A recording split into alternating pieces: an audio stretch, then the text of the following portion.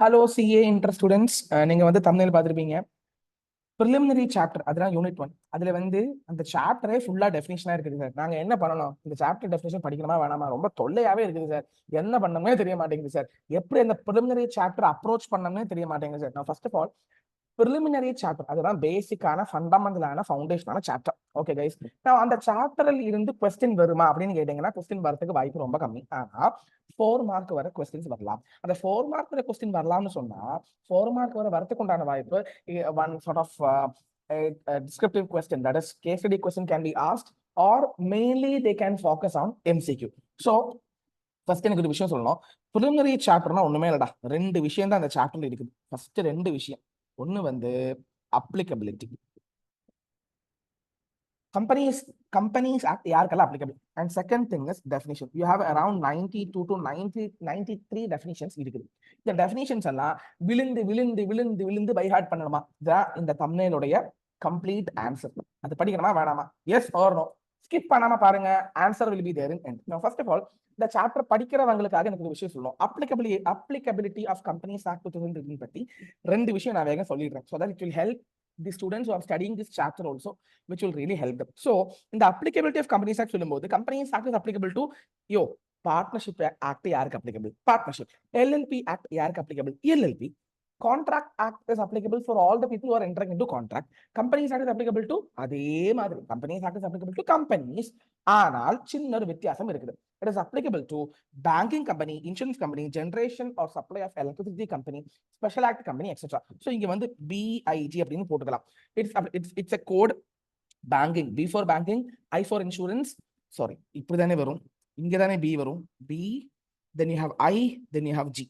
Okay, B for banking, I for insurance, G for generation or supply of electricity company. இந்த 3 கம்பெனிஸ்க்கும் it's applicable. Okay, now what என்ன சொல்றாங்கன்னா, it is applicable to these 3 company except என்ன அர்த்தம்? Apply ஆகாது. where the said provisions மேல சொன்ன provision, மேல சொன்ன ஆக்ட் என்ன ஆக்ட்ங்க? மேல வந்து கம்பெனிஸ் ஆக்ட்னு சொல்லியிருக்காங்க. ஆர் இன்கன்சிஸ்டன்ட், என்னங்க கையாடாதாங்க, inconsistent with the provisions of the respective act. இப்போ நான் ஒரு விஷயம் சொல்றேன். இன்சூரன்ஸ் கம்பெனி நல்லா கேட்டுக்கங்க, இதுதான் இன்சூரன்ஸ் கம்பெனின்னு வச்சுக்கோங்க. Insurance company is incorporated under which act? Insurance act. ஆனா அவங்களுக்கு என்ன ஆக்டும் அப்ளிகபிளுங்க? கோ ஆக்ட், கம்பெனிஸ் ஆக்ட் சொல்றது அப்ளிகபிள். இப்பதான் பிரச்சனை, இவனும் 2 பேரும் சேர்த்து இவனை என்ன பண்ண போறாங்க? இந்த இன்சூரன்ஸ் கம்பெனியை குட்டையை குழப்ப போறாங்க. இந்த 2 கம்பெனியும் சேர்த்து இப்போ 2 ஆக்டும் சேர்த்து இந்த கம்பெனியை வந்து குட்டையை குழப்பறாங்க. இன்சூரன்ஸ் ஆக்ட் இப்படி பண்ணுங்க சொல்றான், கம்பெனிஸ் ஆக்ட் அப்படி பண்ணுங்க சொல்றான். So there is an inconsistency பிரச்சனை. அவன் சொல்றான், இவன் சொல்றான். இப்ப வீட்டுல அப்பா அவன் சொல்றாங்க, அம்மா அவன் சொல்றாங்க, எதை கேட்கணும்? இதுதான். ஓகேவா? எனக்கு ஒரு 2 ஃப்ரெண்ட்ஸ் இருக்கிறாங்க. ஒரு ஃப்ரெண்ட் இப்படி பண்ணு சொல்றாங்க, ஒரு ஃப்ரெண்ட் இப்படி பண்ணு சொல்றாங்க. நான் எதை கேட்கணும்? பிரச்சனை வருமா வராதா? இன்கன்சிஸ்டன்சி ஆகாதா? இன்கன்சிஸ்டன்சி வந்துச்சுன்னா கம்பெனிஸ் ஆக்ட பார்க்காதீங்க, ரெஸ்பெக்டிவ் ஆக்ட், அதாவது நீ உங்களுடைய ரெஸ்பெக்டிவ் ஆக்ட் என்னதோ அதை பாத்துருங்கன்னு சொல்றாங்க. சோ அது நல்லா பாருங்க, இங்க பாருங்க. where the provisions of the said act are inconsistent with the provisions of the insurance act. except நான் என்ன அர்த்தம்? applicable ஆகாது. நார்மலி இட் இஸ் applicable, ஆனா applicable ஆகாது. exceptionனா மாற்றப்படும் அப்படின்னு அர்த்தம். ஓகேவா? சோ இந்த applicability நல்லா ஒன் டைம் இத படிக்க 5 மினிட் போதுங்க, 5 மினிட்ஸ். ஏன்னா இங்க இருந்து ஒரு கேஸ் ஸ்டடி क्वेश्चन மாதிரி கேட்டாலும் கேட்கிறதுக்கு வாய்ப்பு இருக்கு. That is, for example, you are a practicing chartered accountant. A client is approaching you to incorporate a banking company. Advise him which acts are applicable to a banking company அப்படின்னு கேட்டா நீங்க எழுதாம இருப்பீங்களா? அங்க 3 மார்க்ஸ் கேக்குறாங்க. இப்படியும் கேட்கலாம். நம்ம ஐசிஏ நம்ம எப்பொழுதுமே அவங்க ட்விஸ்டா கொடுத்துட்டு இருப்பாங்க. சோ அதனால preliminary சாப்டர் ஸ்கிப் பண்றவங்க தயவு செஞ்சு இந்த வீடியோ பார்க்காம போயிடாதீங்க. நோ கம் ஆன், இனிமேட்டா நம்ம ஆட்டத்துக்கு அரங்க போறோம். ஏங்க இவ்வளோ டெஃபினிஷன் படிக்கணுமா சார்? இப்ப நான் கேட்கறேன், நான் ஓப்பனா சொல்றேன், படிக்க வேணாம், பை ஹார்ட் பண்ணாதீங்க. பை ஹார்ட் பண்ணா நம்ம நிஜமா நம்ம டைமை வேஸ்ட் பண்ணிட்டு இருக்கோம். இந்த சாப்டர் எப்படி தெரியுமா படிக்கணும்? இப்போ நீங்களே கொஞ்சம் காமன் சென்ஸோட நீங்க சொல்லுங்க, பாக்குறவங்க சொல்லுங்க. இப்போ அப்ரிஜ்டு ப்ராஸ்பெக்டஸ் இருக்குது, ஓகேவா? இந்த அப்ரிஜ்டு ப்ராஸ்பெக்டஸ் சொல்லும்போது இது இங்க படிக்கணுமா, ஆர் ப்ராஸ்பெக்டஸ் சாப்டர்ல படிச்சா போதுமா? நீங்க சொல்லுங்க, நீங்களே சொல்லுங்க. இது இங்க படிக்கணுமா, அந்த ரெஸ்பெக்டிவ் சாப்டர்ல வரக்கூடிய ரெஸ்பெக்டிவ் ஐட்டம்ஸ், ரெஸ்பெக்டிவ் சாப்டர்ல இந்த ஐட்டம் வரும், அந்த சந்தர்ப்பத்துல இதை பத்தி படிச்சா போதுமா? எஸ், அந்த சந்தர்ப்பத்தில் படிச்சா போதும். ஏன் இப்ப நீங்க விழுந்து படிச்சுட்டு இருக்கீங்க நான் கேட்கிறேன். when you study that respective chapter, simple தான். அக்கவுண்டிங் ஸ்டாண்டர்ட் நீங்களே சொல்லுங்க, பார்த்துட்டு இருக்கிறவங்க கரெக்டா சொல்லுங்க. அக்கவுண்டிங் ஸ்டாண்டர்ட் என்ன சாப்டர்ல வரும்? அக்கவுண்ட்ஸ் ஆஃப் த கம்பெனில வரும். சோ நீங்க அங்க படிச்சா போதுமா? அங்க அதுவும் நீங்க படிக்க தேவையில்லைங்க, நீங்க பைஹார்ட் பண்ணவே தேவையில்லை, சும்மா ரீட் பண்ணி புரிஞ்சு வச்சுக்கிட்டாலே போதும். So that's what I'm trying to tell you. இப்போ நீங்க புக் எடுத்துக்கங்க, அப்ரிச் ப்ராஸ்பெக்டஸ் இங்க படிக்க தேவையே இல்லை, ப்ராஸ்பெக்டஸ் சாப்டர் ரீட் பண்ணி வச்சுக்கங்க. அக்கவுண்டிங் ஸ்டாண்டர்ட் இங்க படிக்க தேவையே இல்லை, அக்கவுண்ட்ஸ் ஆஃப் தி கம்பெனி அங்க படிச்சா போதும். Yes or no? For next alteration பண்றீங்க, அது எங்க படிக்கணும்? இங்க படிக்கவே தேவையில்லைங்க, அது படிக்கவே தேவையில்லை. ஃபர்ஸ்ட் ஆஃப் ஆல் ஆல்டரேஷன்னா என்ன? அடிஷன், ஒமிஷன், சப்ஸ்டிடியூஷன் எல்லாம் வரும் அதுல. இன்கார்பரேஷன் சாப்டர்ல alteration of articles of association or alteration of memorandum of association ஒரு கான்செப்ட் இருக்கு, அங்க படிப்பீங்க. ஆர்டிகல்ஸ்னா என்ன? அதுவும் நீங்க இன்கார்பரேஷன் சாப்டர்ல படிப்பீங்க. இங்க படிக்கவே தேவையில்லை. ஆனால் கவனமாக கேட்டுக்கொள்ளுங்க, இப்பதாங்க ட்விஸ்ட். நீங்க இந்த சாப்டர்ல எந்த டெஃபினிஷன்ஸ் அழகாக ப்ராப்பராக படிக்க வேண்டும் அப்படின்னு கேட்டீங்கன்னா, டைப்ஸ் ஆஃப் கம்பெனி. இத தாயா இத வந்து ட்ரிபிள் ஸ்டார் போட்டுக்க, ஏன்னா முக்கியம். இதுல இருந்து எப்படி வேணா கொஸ்டின் கேட்கலாம். இப்ப டைப்ஸ் ஆஃப் கம்பெனி சொன்னா நீங்க இப்பவே படிச்சிடலாம்ங்க. MOCCL, L for liability. Based on liability, you can have three categories, that is limited by shares, limited by guarantee, unlimited company.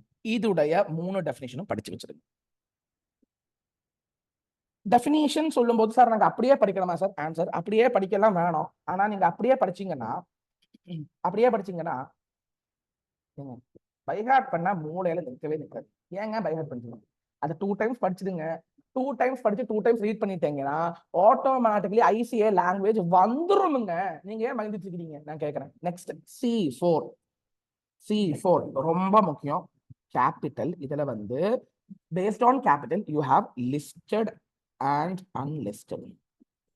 So listed company, unlisted. இதுல வந்து லிஸ்டட் கம்பெனினா என்ன? ரொம்ப ரொம்ப ரொம்ப ரொம்ப முக்கியம்.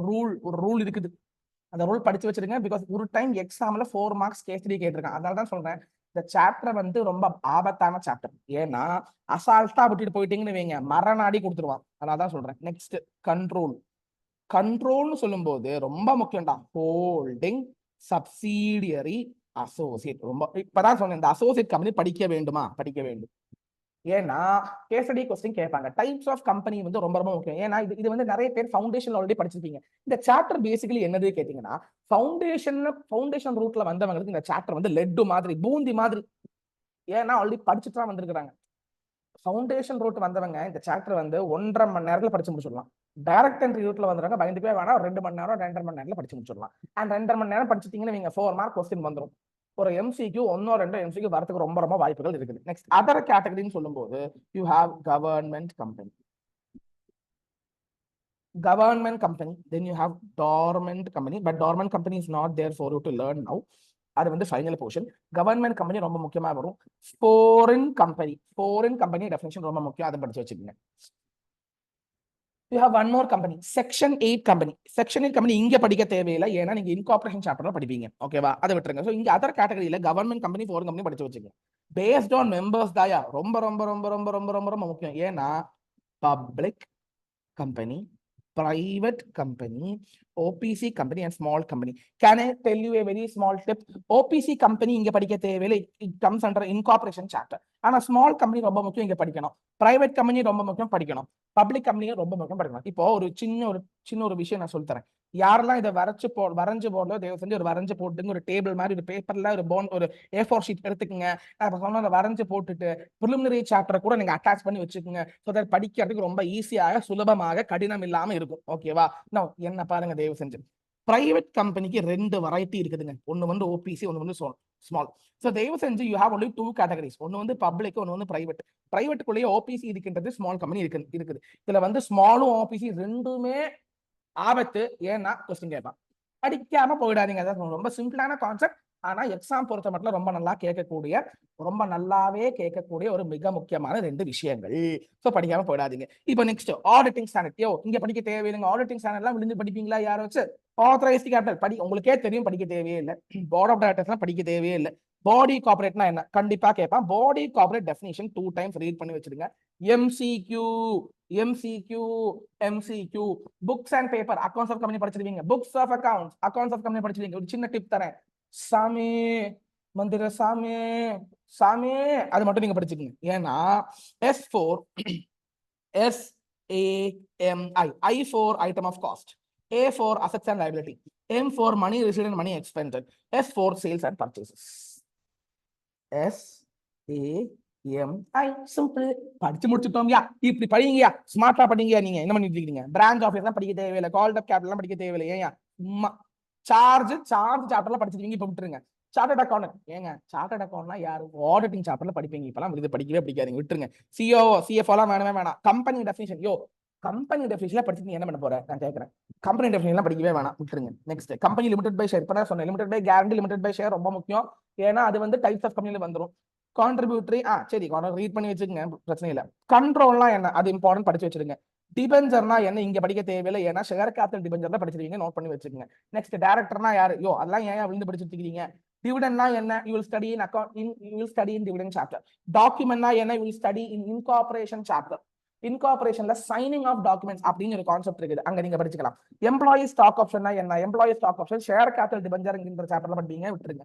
நெக்ஸ்ட், எக்ஸ்போர்ட் இங்க படிக்க வேணாம். எக்ஸ்போர்ட் இல்ல, எக்ஸ்பர்ட் எங்க படிப்பீங்கன்னு கேட்டீங்கன்னா ப்ராஸ்பெக்டஸ் சாப்டர்ல எக்ஸ்பர்ட் ஒப்பீனியன் என்கின்ற ஒரு விஷயம் இருக்கு, நீங்க அங்க படிப்பீங்க, இங்க படிக்க தேவையில்லை. அதெல்லாம் விட்டு நீங்க அங்க படிப்பீங்க, ஏன் இங்க படிச்சுட்டு இருக்கீங்க?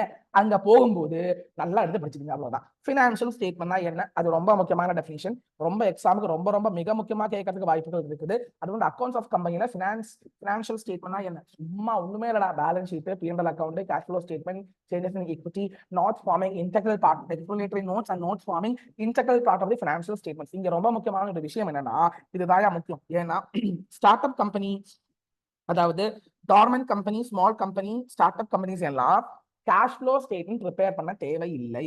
1% கம்பெனியும் தான். They need not prepare cash flow statement. Very important. One case study question was asked in the exam. 1 2 marks question of MCQ was also asked in one attempt. At the same time, a descriptive case study question was also asked. So don't skip the definition of financial statements. Next, financial year na enna முக்கியமான விஷயம், இது முக்கியம்.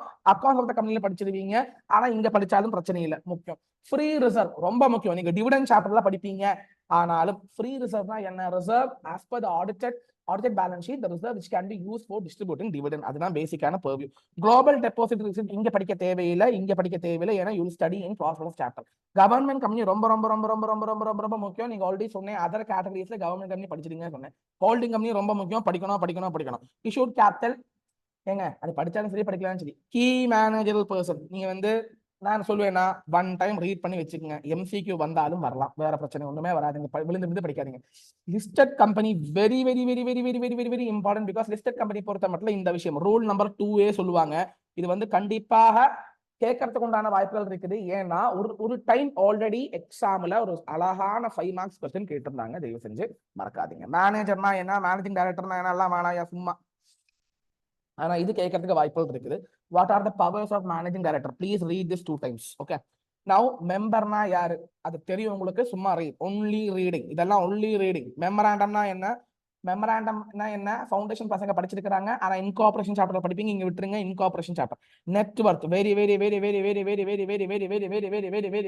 Important. Network, ஏன்னா network பொறுத்த மட்டும் it is a crucial criminal because நிறைய இடத்துல network turnover paid அப் capital அப்படி இப்படி பார்த்திருக்கீங்க.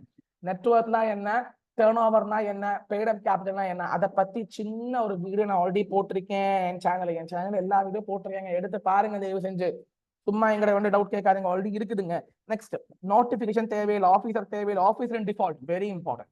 ஆஃபீஸர் இன் டிஃபால்ட்னா யாரு? ரொம்ப this you will separately learn in prospectus chapter. இங்க படிக்க தேவையில்லை. ஆனா இந்த இல்லஸ்ட்ரேஷன் 7 வந்து oh my god, it's very important. Read it 4 times. Next, 1% company படிப்பீங்க, இங்க படிக்க தேவையில்லை. ஆர்டினரி ஸ்பெஷல் படிப்பீங்க, இங்க படிக்க தேவையில்லை. எங்க படிப்பீங்க? மேனேஜ்மெண்ட் அட்மின்ல படிப்பீங்க. பெய்ட் அப் ஷேர் கேபிட்டல் படிப்பீங்க, ஷேர் கேபிட்டல் டிபெஞ்சர்ல படிப்பீங்க, இங்க படிக்க தேவையில்லை. போஸ்டல் பாலட் நீங்க மேனேஜ்மெண்ட் அட்மின்ல படிப்பீங்க, இங்க படிக்க தேவையில்லை. பிரிஸ்கிரைப்டு அதெல்லாம் படிக்க தேவையில்லை. பிரைவேட் கம்பெனி ரொம்ப முக்கியம். பிரைவேட் கம்பெனியை பத்தி நல்லா படிச்சுக்கங்க, ஏன்னா டைப்ஸ் ஆஃப் கம்பெனில வரும். Very important. counting the number of 200 because private company maximum 200 members only should be there. அது நீங்க எப்படி கவுண்ட் பண்ணணும், முக்கியமான விஷயம், எக்ஸாம்ல கேட்பாங்க. Now, ப்ரொமோட்டர்னா யாரு? ப்ரொமோட்டரை பத்தி நீங்க விவரமாக ஃபுல்லாக எங்க படிப்பீங்க? சாப்டர் 2ல படிப்பீங்க, இங்க விட்டுருங்க. இங்க விட்டுருங்க, சாப்டர் 2 படிப்பீங்க. ப்ராஸ்பெக்டஸ் சாப்டர் 3 படிப்பீங்க, இங்க விட்டுருங்க. Public company is nothing but a company other than private company. ரொம்ப சிம்பிள் தான். And also include subsidiary subsidiary of public company. Public company உடைய subsidiary is automatically public company. மறந்துடாதீங்க. எக்ஸாம்பிள் 8 ரொம்ப முக்கியம். ROC ரெஜிஸ்டர் ஆஃப் கம்பெனினா யாரு? படிக்க தேவையில்லை. ரெஜிஸ்ட்ரார்னா என்ன? யாரு படிக்க தேவையில்லை. ரிலேட்டட் பார்ட்டியை பத்தி நீங்க படிக்க தேவையில்லை. ஆனா நீங்க 2 டைம்ஸ் ரீட் பண்ணி வச்சா மட்டும் போதும். ஏன்னா எம்சிக்யூ பொறுத்த மட்டும் கேட்கறதுக்கு உண்டான வாய்ப்புகள் கூடுதலாக இருக்கின்றது. நவ் ரிலேட்டிவ் எகெயின் தான், ஜஸ்ட் ரீடிங் மட்டும் தான். ரெமுனரேஷன் ரீடிங் மட்டும் தான். ஷேர்னா என்ன? ஜஸ்ட் ரீடிங் மட்டும் தான். ஸ்மால் கம்பெனி ரொம்ப நல்லா படிச்சு வச்சுக்கணும். Because important with respect to exam case study question can be asked. 2-3 times read பண்ணுங்க, 2-3 டைம்ஸ் படிச்சு வச்சிருங்க. அண்ட் சப்ஸ்கிரைப் கேப்டன்னா என்ன? ஏங்க அதெல்லாம் தெரியாம ஏங்க? ரொம்ப சிம்பிளுங்க. அதெல்லாம் நீங்க சும்மா ரீட் பண்ணுவீங்க, படிக்க தேவையே இல்லைங்க. சும்மா டைம் வேஸ்ட். சப்சிடரி கம்பெனி ரொம்ப ரொம்ப முக்கியம். நல்லா படிச்சு வச்சுக்கோங்க. ரொம்ப ரொம்ப ரொம்ப ரொம்ப நான் ஏன் இன்டூ போட்டுட்டு இருக்கிறேன்? பைத்தியக்காரப்பா பேசிக்கிறேனே. டிக். Okay, sorry guys.